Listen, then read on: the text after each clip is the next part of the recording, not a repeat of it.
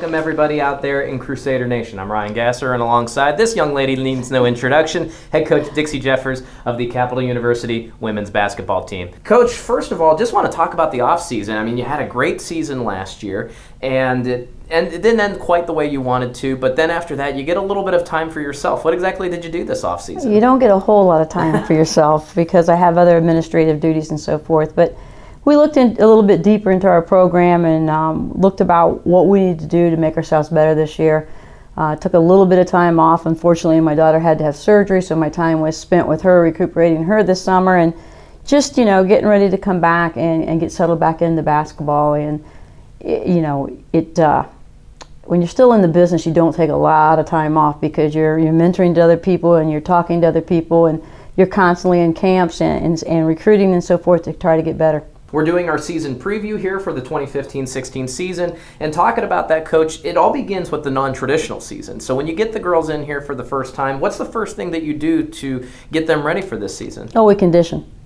First and foremost, you want your team to bond, because unlike Division I and Division II, we don't have those scholarship players, so you never know who's going to stay, who's not, in a definite manner. I mean, we have a pretty good idea.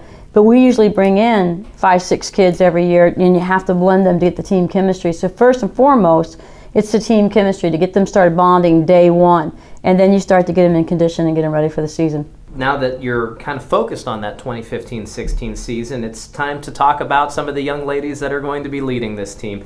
And I think it all starts at the point with Simone Gage. Just talk about her leadership and her eyes on the floor and what it means to the team. I would agree with it. It starts with Simone. She's our quarterback. She's the extension of me out on the floor.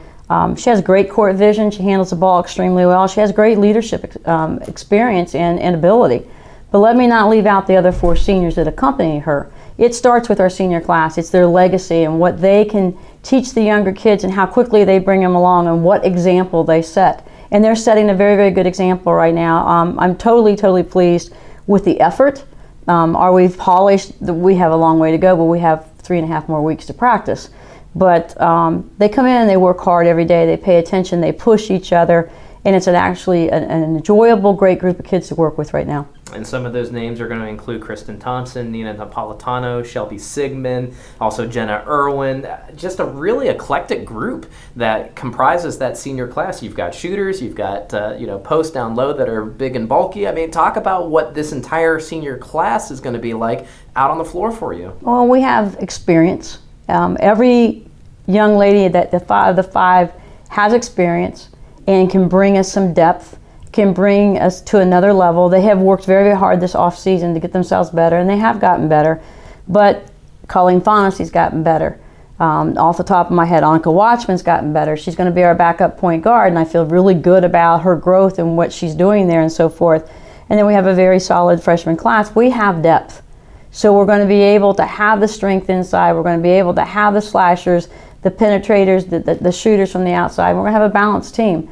So I think our depth at the post is probably the most significant. There's also another returner that didn't have a lot of playing time last year due to injury, but we all expect great things out of her, and we're really excited to bring her back into the starting lineup, and that's Chelsea Plah. Talk about what your expectations are of her. Chelsea Plah is a worker, and she can score from the outside. She can put the ball on the floor. She's a rebounder. She's a good passer. She's a great teammate. Her growth period's come along, and she's probably gonna vie for a starting position for us, and we feel good about it. And once she and the other post players all start to figure out what we're doing offensively and how to play off one another, they're going to continue to get better. Now, your freshman class is one that every time I mention, you get all smiles, just like that. So talk about some of those very talented freshmen that we may actually see a little bit of this year, granted that there are a lot of seniors on this team. I guarantee you're going to see them on the floor. They're going to be in a rotation, some of them sooner than later, but they're going to be in a rotation. Their work habits are incredible. Their listening skills is incredible. They just come in and get after it every day. They're not afraid of the physicality. They're not afraid of the work. Are they hurting just like everybody else, and are they sore than they've ever been in their life? Yes.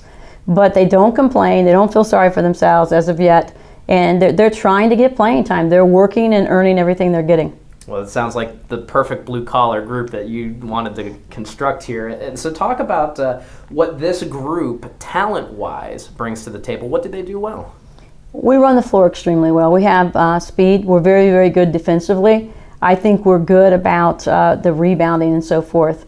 Those three areas are pretty significant with us, and if you can do those things well, you're going to win a lot of basketball games. Now, if we can learn to execute well in a quarter court game, which we will, and we can go ahead and value the basketball better than what we have been doing so far in practice, then we're going to shape up and be a pretty good basketball team.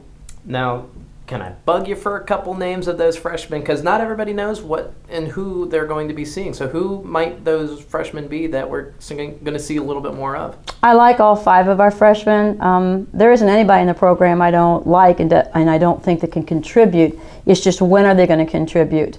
Off the top of my head, Sarah Junker, Aaron Reisner, and Emily Ondo are probably the 3 most advanced freshmen that I have. But the other 2 young ladies definitely are going to come on and contribute at some time.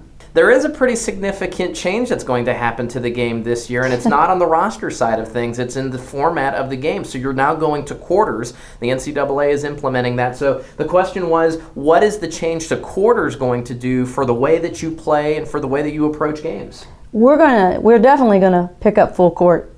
And we're definitely, on dead balls, going to be in a pressing situation.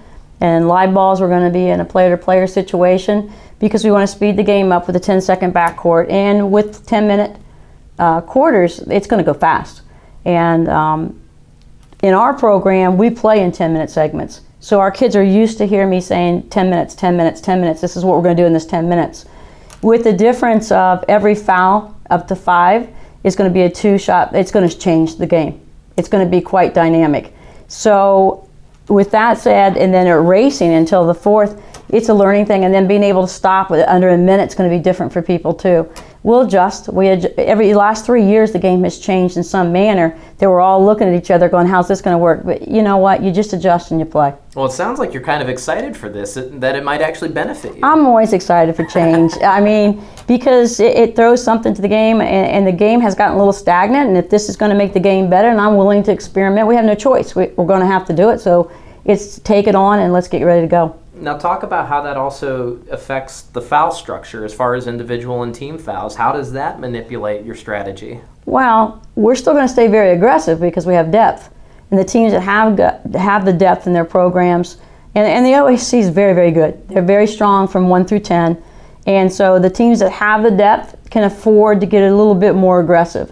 And if they call it, they call it. But being aggressive sometimes wears people down. It tends to speed the game up. I want to speed the game up. So it's part of a strategy, and every coach has their different strategies, so we'll see but in Division III right now, the name of the game is speed, and it's small ball. Well, you're going to have a pretty intense field. The OAC, as you mentioned, is always competitive. So as far as you're seeing it, who are the teams to beat other than yourselves, obviously? Well, every night out in the conference, you better come to play. Your A game has to be on, and I've said that before. But I like how BW returns some good people. High Northern returns some good people again. I think John Carroll is a dark horse because everybody thinks they've graduated so much, and they look so young. But I guarantee you they're going to be athletic and they're in a really good system. So I look at those people first and foremost. But then I look at a Marietta who had a young team last year that probably could have won 6 more games if the ball went one way or they hadn't turned it over. So they're going to be pretty good too. So as always, it's going to be a competitive. And the Heidelberg, I mean, I can sit here and just pretty much name them all, but those schools pop in my head first and foremost. Now, your non-conference schedule is always one that starts to prepare you for it. And so, here are some names that maybe not everybody out there knows. You got Bridgewater University to kick it off there on the 13th, Eastern Mennonite, and Mount Aloysius. Talk about some of those teams and if you know that they're the kind of team that's going to prep you for this season well. Bridgewater and Eastern Mennonite I know the most about. Mount Aloysius I need to study a little bit more on because we've not played them in the past. Bridgewater I played out in San Diego a few years ago, and they play a really nice style of basketball. And Eastern Mennonite's always ranked 1 or 2 in the southern region. So we're walking into their house. They're great opponents. It's a great way to start our year off. And you're going to take a southern style against a Midwestern style. And trust me, it's a different basketball here than what they play there. So it's going to be a great experience for our kids, and I'm looking forward to taking the kids down there, and I know they are too. We all saw last year that the team that you trotted out in Game 1 was a lot different than the team that finished the season in March. So what do you expect to see in Game 1 first and foremost out of this team when they come out of the gate? Tempo and batting the basketball, and being aggressive on the boards, and defense. I'm a defensive-oriented coach, and the tempo has to be there. If we can keep the tempo and do what we need to do defensively, we're going to be a handful, because we're fun to watch when we're up and down the floor. Anybody it can walk the ball down the floor, but not everybody can keep running for 40 minutes and keep after it defensively. Okay, well, do you think that they can do that? And what kind of a team do you think that they will see at the end when March and tournament time come around? Well, every team grows. That's what's fun about this game, is because where you start and where you end is two different spectrums. When you start, you're pulling your hair out going, oh, they can't get it. Why do we have to do this every year? And then where they end, to see the team come together, to be able to offensively execute what you've tried to put in, and for them to buy into what the system is. And if we stay healthy, we'll get there. For everybody out there, you're going to have to hit the road to see the Crusaders in action. November 13th and 14th, they'll be out at Eastern Mennonite University. They'll open up with Bridgewater University and then take on the host Eastern Mennonite. And then if you want to see them at home, first home game will be on Saturday, November 28th. That will be against Wittenberg. The Tigers come to town. So, Coach, thanks for joining us. We're looking forward to the season already. And for everybody out there, I'm Ryan Gasser for head coach Dixie Jeffers of the Capital University women's basketball team. Thanks for joining us, and go Crusaders.